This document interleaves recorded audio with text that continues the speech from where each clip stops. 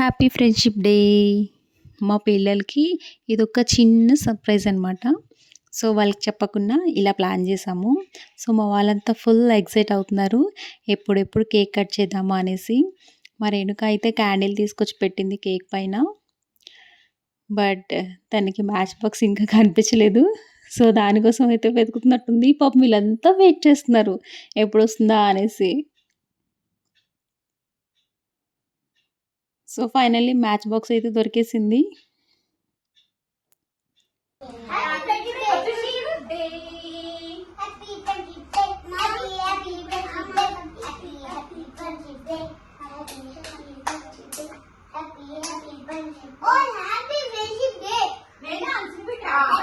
అందరూ happy friendship day చెప్పండి.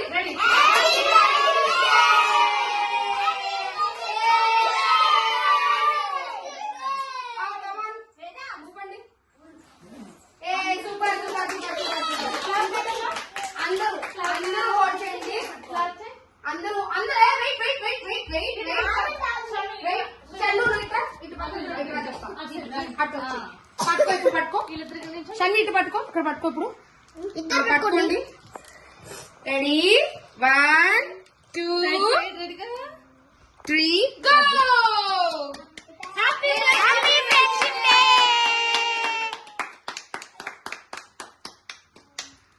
Very good, super. ఏం మహాన్స్ షామి వాడు చేద్దాం. నువ్వు తీసుకో. సరే, ఎవరు రాలేదో ఛాన్స్ వెళ్ళి మళ్ళీ కట్ చేయండి, ఓకేనా? దోష నువ్వు అటు వచ్చి కట్ చేయి. నువ్వు కట్ చేయవా?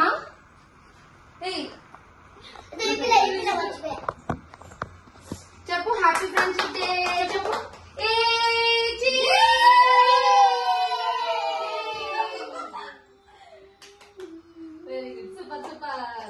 ఓకేనా?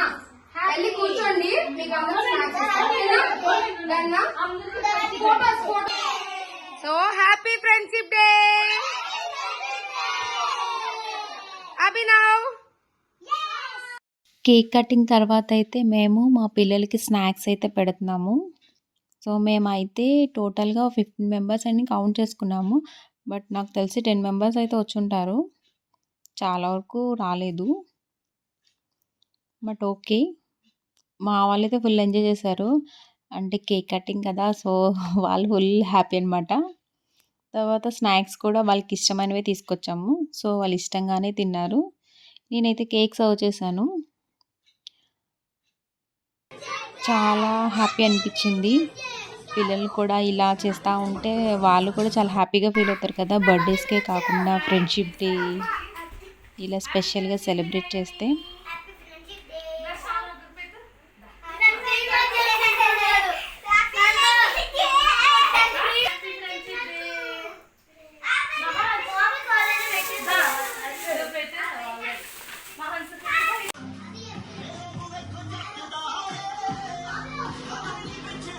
ఫైనల్లీ మా బ్యాచ్